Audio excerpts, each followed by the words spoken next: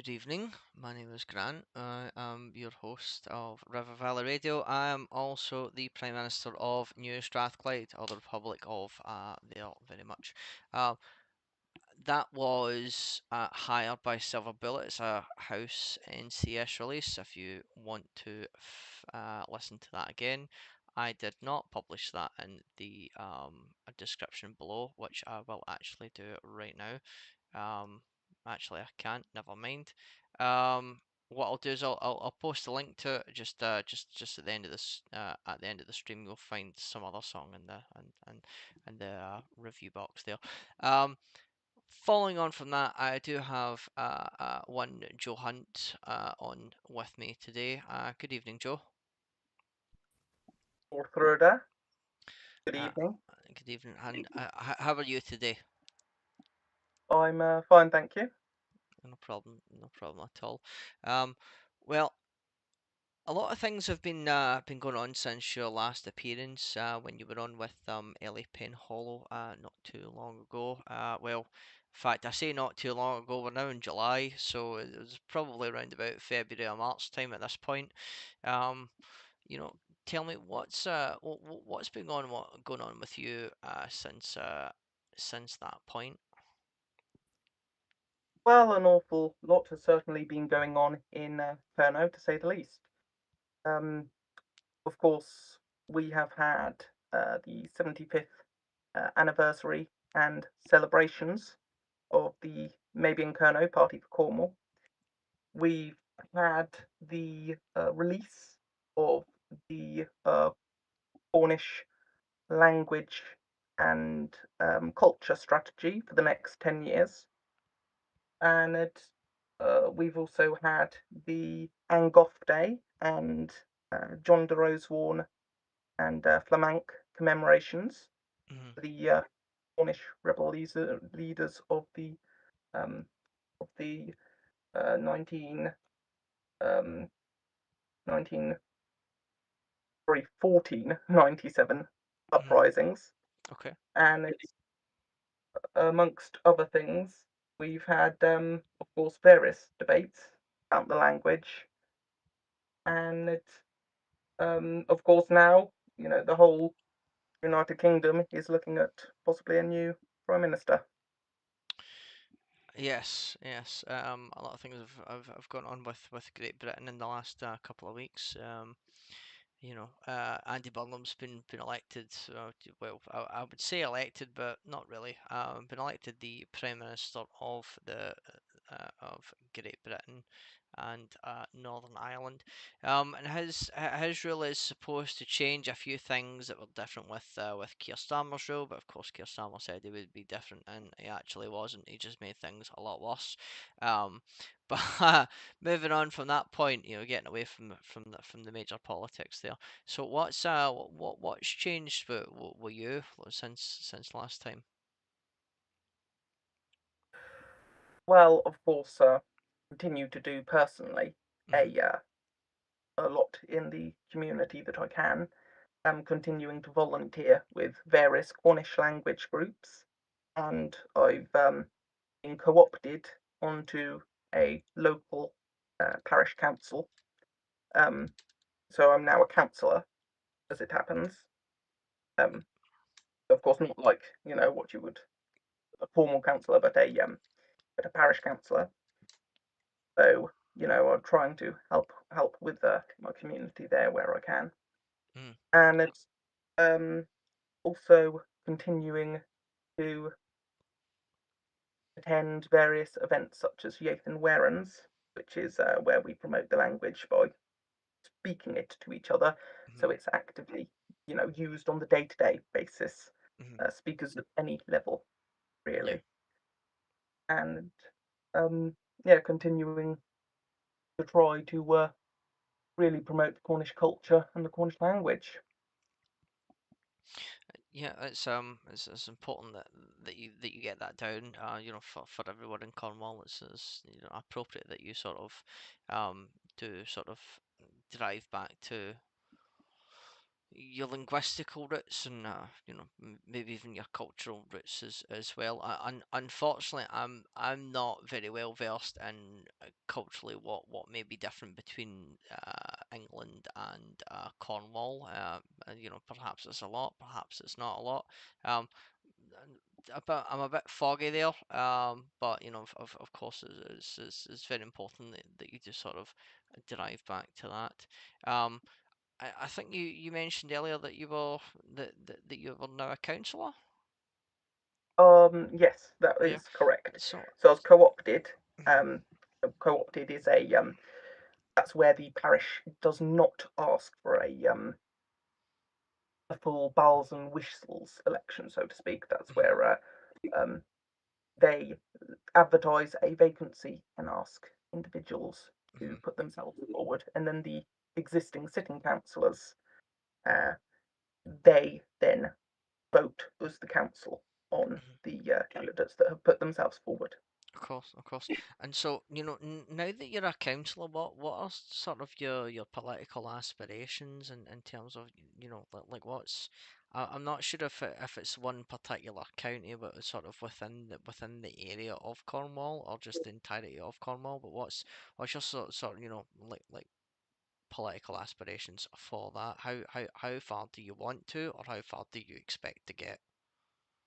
I wouldn't say I have great aspirations beyond just trying to do my best in the community, um, and for the community, more importantly.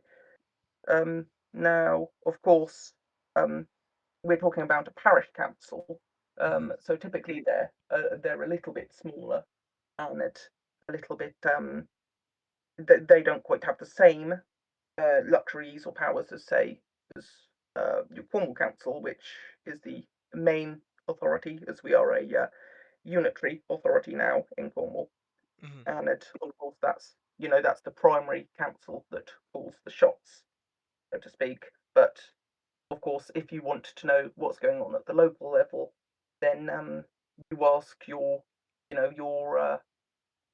parish councillor or your town councillor, Hmm. dependent on say things such as might be bins, might be weeding, might be local civic events such as um, commemorations or um, such as um, fun days or other events like that. Hmm. Okay. Okay. So how exactly does it? So, what I mean, what's the difference in the power between a parish councillor and someone who may actually be a councillor for the overall region? Or did you just So, explain it right there? yeah, I'd say that's there's quite a difference.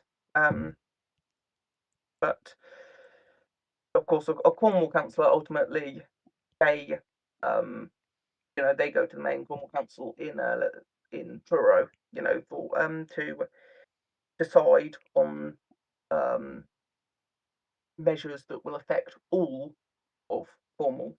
Hmm. Um, And is that something that you do? Do you go to Truro to sort of find what might be best for the Cornish people? no, that would just be Cornwall Council and the Right. Cornwall councillors. So, of course, say if you live in Camborne, for example, um, you will have a town councillor and you will also have a Cornwall councillor, Hmm. and the Cornwall councillor will go to they will go to Truro to meet up with all the other councillors for each area, all the other Cornwall councillors for each area, and they will then all go back to give their reports. Hopefully, they go back to give their reports on what they're doing for their area to, their area.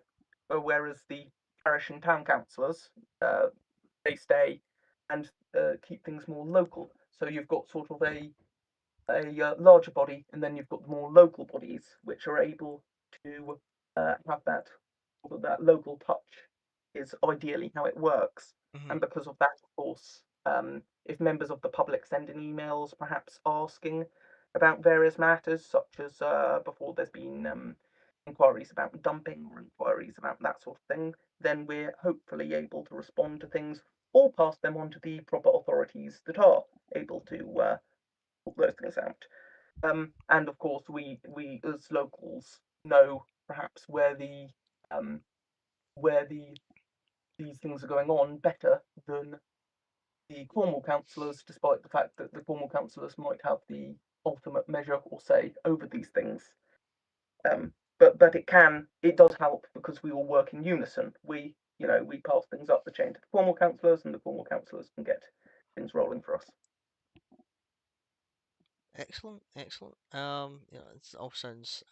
It sounds like a very complicated political system that unfortunately I'm not very familiar with. But if it works for Cornwall, then that's sort of the main thing is Oh, everyone would like someone sort of local in the community to go to speak to about maybe current issues, and then of course passing it up the food chain as it were, until maybe if a problem gets bad enough in any particular area, then of course the MP takes it to Westminster, to hopefully be resolved at that point.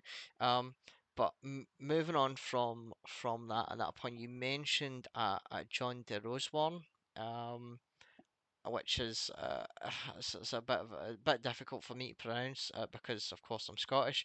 But who was John de Rosewarne?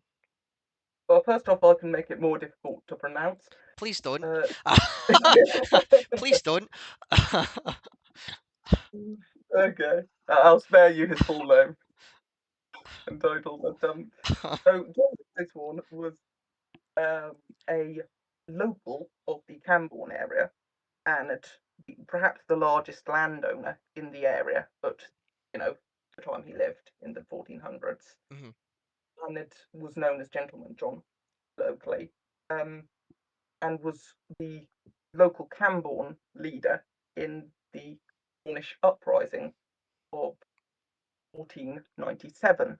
mhm, Now, quite often when we locally think of 1497, we think of Thomas Flamank and we think of Michael Joseph and Goth, mhm, um, and Goth meaning the smith, Cornish, the blacksmith, who were the two key leaders of the Cornish uprising, which was a uprising from Cornwall against England due to um, taxation put against the Cornish so they could raise money for a war against the Scots, actually, as it happens. However, due to the Cornish uprising, they never, of course, raised that funding to have their war with Scotland. But so now John was ultimately one of the many rebel leaders that was captured and was spared the hangman, but wound up exiled to Brittany. Um, and of course, his properties were confiscated by the crown, except for his main manor house, which, due to I think it's called Primo Genta law, uh, or something along those lines, it remained in his family for a good bit longer mhm. until the 1550s, I think it was. It's a good part of And that's a good part of history. So you guys have the commemoration for John de Rosewarne. Is it the fact that he rose up against the English that you commemorate, or is it his other contributions maybe to the region of Cornwall that you commemorate? And when you are sort of like commemorating Mr. Rosewarne, how what kind of celebration is it that goes on? what makes it special is this has only been the second year. Last year was the first year it was commemorated. This is the second year. Before we've for many many decades we've commemorated um, Flamanck and Angoff, the two main leaders, of course, Mhm, of the rebellion. But the other leaders, the other local leaders, were largely forgotten about. mhm, Now, the language group I'm with, Ag and Tavers, um, stumbled across these facts and thought it was unright to these people, that they were sort of forgotten.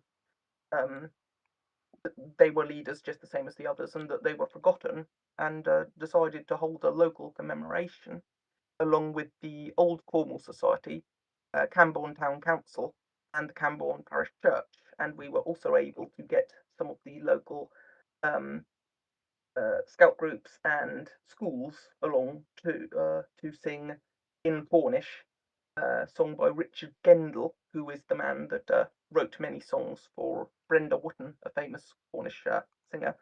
The song being Ban of Terran. Okay. Uh, that sounds pretty interesting. Sounds like a good a good commemoration for Mr. DeRose one.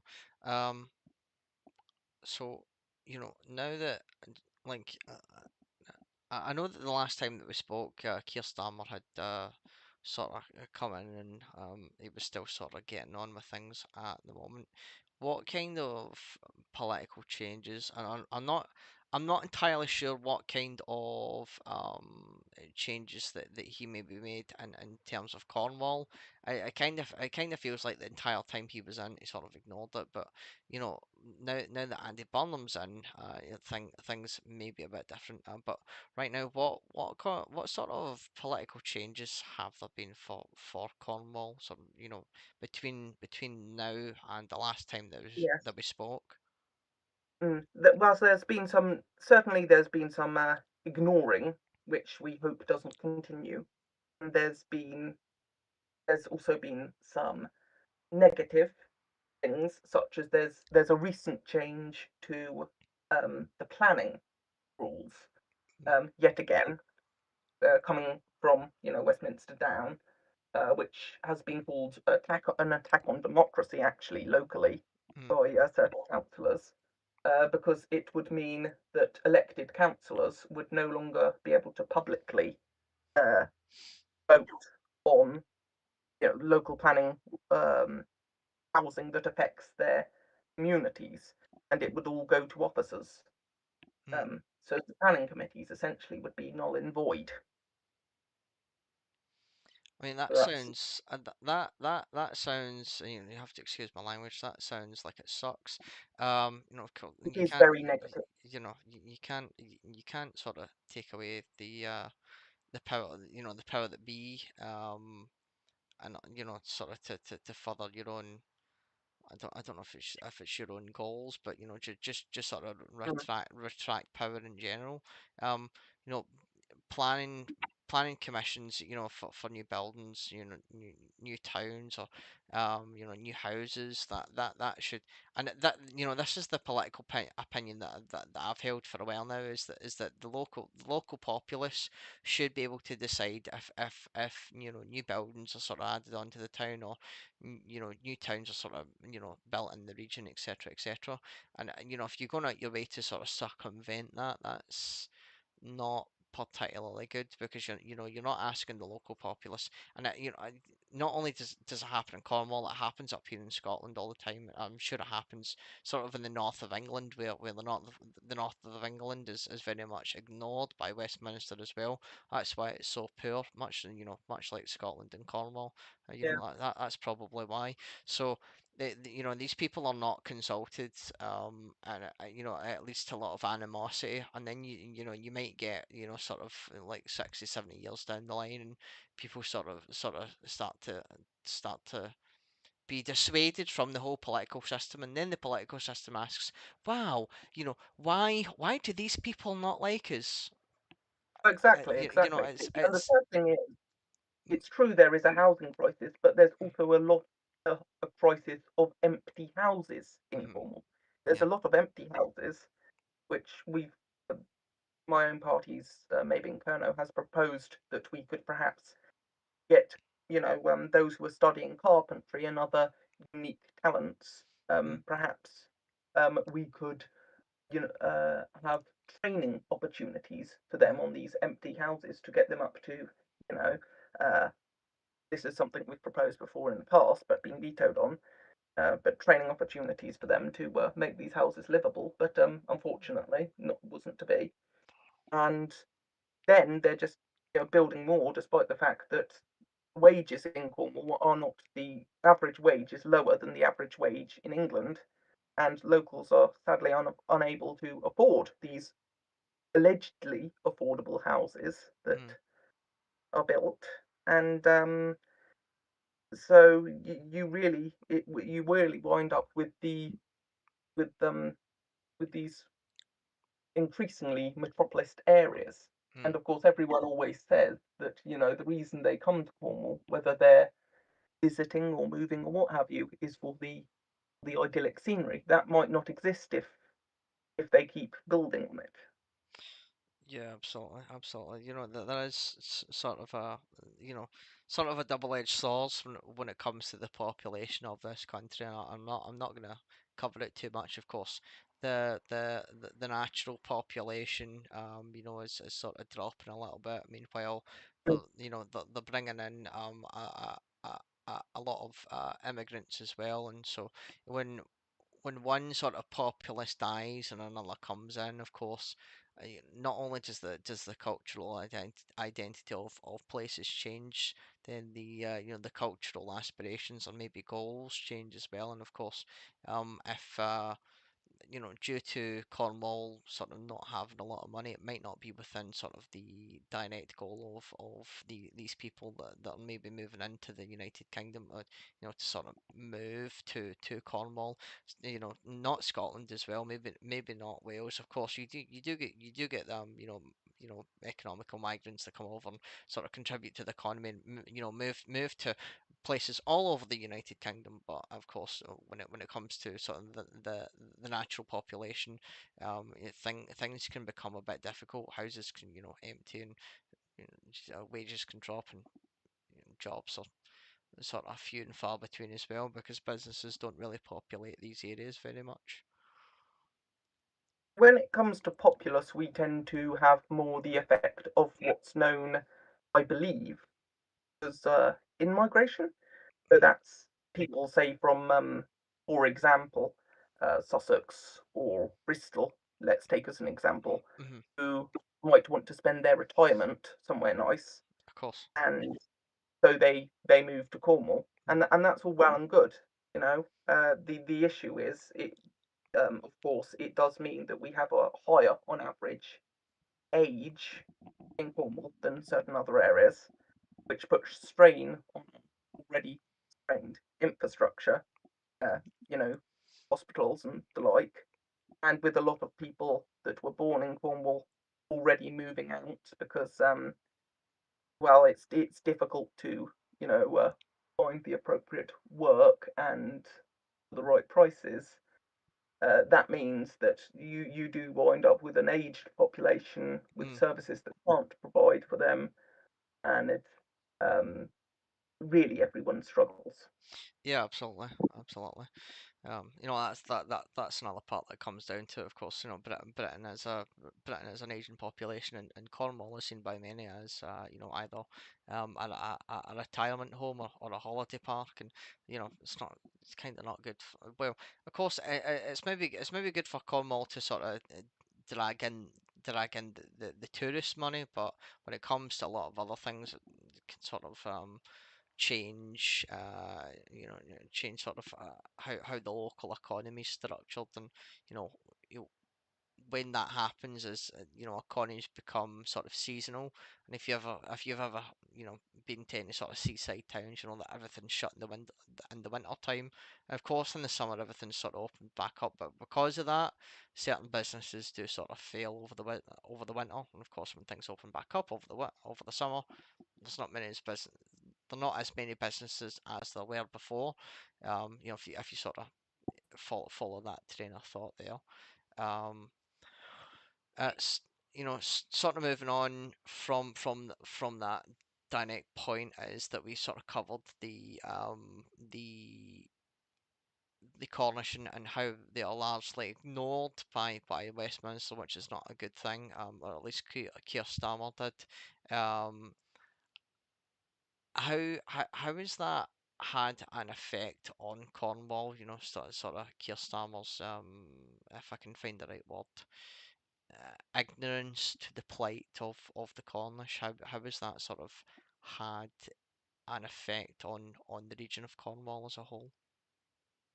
Why, I would say, personally, from what I've observed, he doesn't appear to be a popular fellow down here, regardless of political stripes or regardless of whether an individual perhaps retired to Cornwall or was perhaps been living in Cornwall for many generations. Mm, A lot of individuals have a fairly bleak view of of him, as it were, um, which when you perhaps refuse to listen to what people are saying, that does tend to be the case. yes, absolutely, absolutely. Um, what about has Andy Burnham, well, the new Prime Minister of the United Kingdom, has he had any sort of interaction with Cornwall yet? And if so, what sort of happened there? You know, I'm aware that he's only been in for what, like a week and a half, or something like that. Yes, You know. he hasn't been in for long. Mhm, He did mention, um, I think it was the other day, he did mention local devolved powers, mhm, and he mentioned Northern Ireland. He mentioned Scotland. yes. He mentioned everywhere except Cornwall, which a lot of people are thinking perhaps isn't the best of signs that he left Cornwall off that list. Mhm. You know, But we shall see. quite rightly so as well. You know, Cornwall culturally has its own identity, has its own language as well. And you know, why should Cornwall be left out?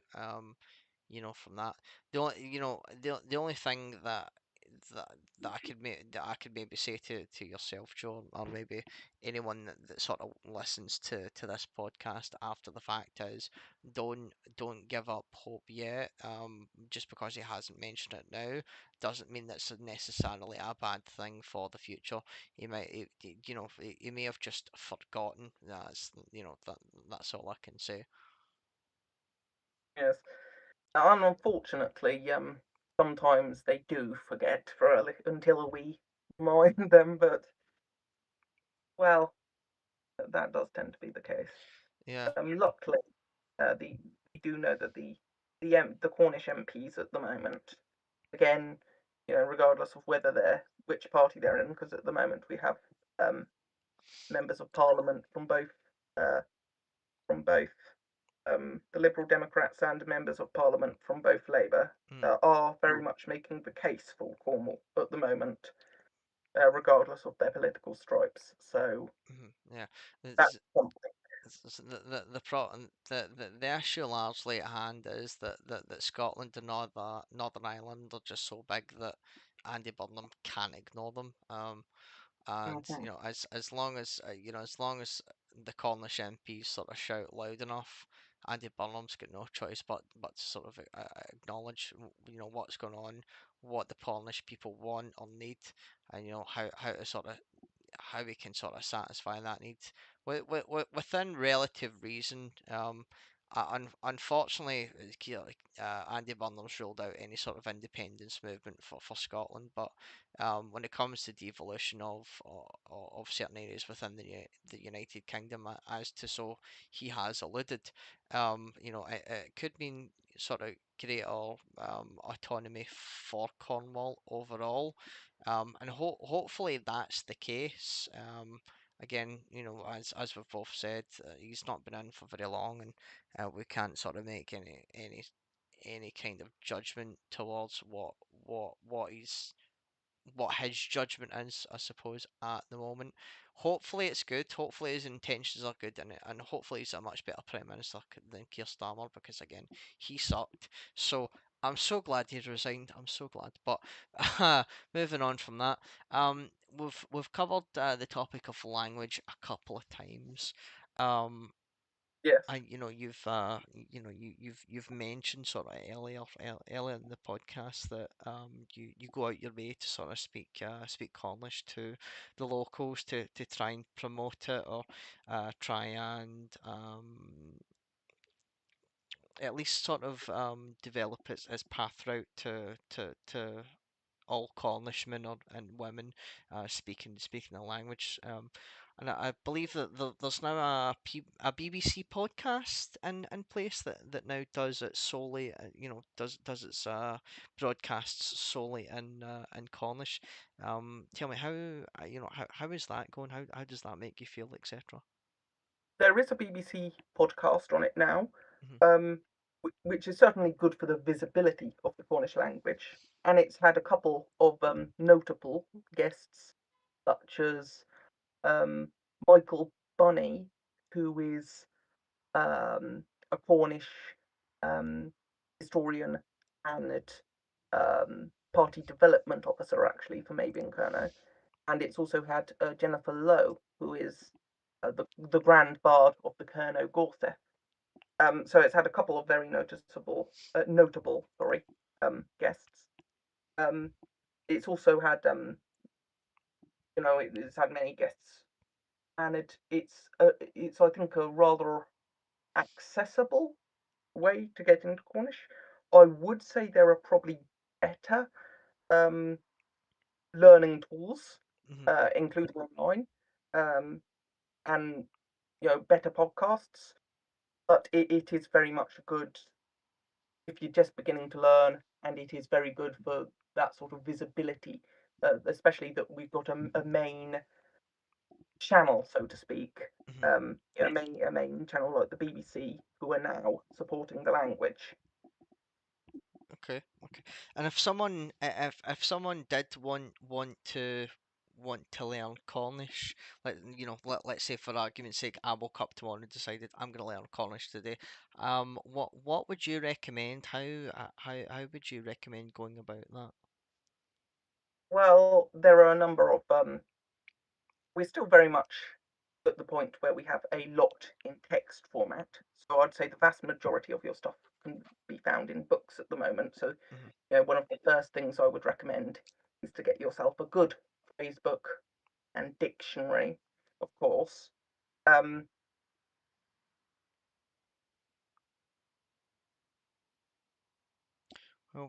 Well, yeah, that seems fair enough. A dictionary and a sort of a phrase book. Of course, when I went to Amsterdam, sort of earlier in the year with the first lady of New Strathclyde, whom I love very much.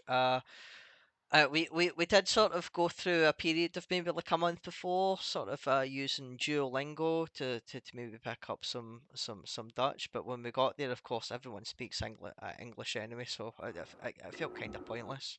Um, uh, but but is there anything sort of like that on apps like Duolingo? Like picking up um, Cornish. no, no, not so much on Duolingo. As I was saying, you can pick one of the first ways to get into it is because we're still very much text based at the moment. Hmm. There's more probably offline than online at the moment. Hmm. Is a good dictionary and phrase book Yeah, yeah. is a great starting place. And of course, that doesn't necessarily tell you how to um, speak it, so to speak, in the sense of you might not understand, you might read something but be a bit um, confused on how to pronunciate it. There's many podcasts out there, like Cornish with Clive, for instance, which has 49 episodes and of grammar, and there's also various shows by um, I believe it was Nance Williams, Mm, uh, and then there's also, of course, the BBC podcast. So there are ways you can learn the spoken Cornish online. of course, of course. Um, it's good to sort of be able to draw yourself back to maybe the cultural roots of the area. And you can You know. even find things for free on YouTube. Hmm. Of course, some are a bit hit and miss, but there are various things posted by both learners and more fluent speakers on YouTube and what have you. Of course, of course.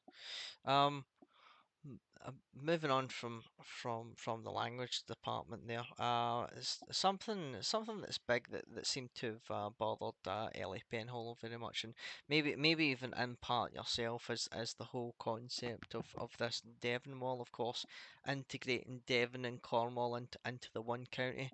Have your feelings changed since that point, Joe? No, not really. We're still very much against that down here. Um, and luckily it seems very much off the table for any near future. But of course, that remains. We still need to be vigilant. Yeah. Just because we've we've managed to make sure that any motions or any movements to combine us into a southwest authority doesn't mean we shouldn't remain vigilant, because there are always will be those who think that local regions such as that are what's best. Mm. Of course, of course. Merging sort of two regions or maybe two counties into one, sort of not always the best plan or the best idea. The county that I live in, South Lanarkshire up in Scotland, we've sort of got a twin county, North Lanarkshire, and it's just if Holyrood come out tomorrow and said, okay, South Lanarkshire and North Lanarkshire are getting merged into one county, i.e. Lanarkshire tomorrow, I don't think people in either county would be too happy, because we have a different between North Lanarkshire, and they've got a different to us and South Lanarkshire. So there's a couple of things that sort of go on there, and there'd be a lot of political differences, and how things should be handled, and of course that everyone should sort of remain vigilant. If things can be sort of broken down further, and where to the point where maybe streets have their own autonomy, you know that would be great, but maybe asking a bit much there. Um, but of course, when it comes to Cornwall and Devon, Devon's practically part of England, and while Cornwall is part of England, it has its own cultural identity and differences from Devon and England as a whole. So I think Mm. keep. Constitutionally, we are very much a duchy, Mm, so quite different from Devon in that yeah, sense. of course, Of of course, there course. was a time very much back in history when we were um, one kingdom. Devon and Cornwall was Dumnonia, but uh, again, that was separate from the rest of, Mm, the rest of what you would today call England. yeah. the the way that at least the ancient politics that I understand is that Cornwall was sort of a king, was a kingdom or maybe a duchy prior to the formation of England, and of course after Alfred the Great of Wessex, sort of absorbing Mercia, Northumbria, Northumberland, and after all that, it's sort of maybe some period before that, Wessex has sort of subjugated Cornwall a little bit, and of course became very, very difficult for the Cornish to really have much say after that, which is which was always a bit of a shame that I thought.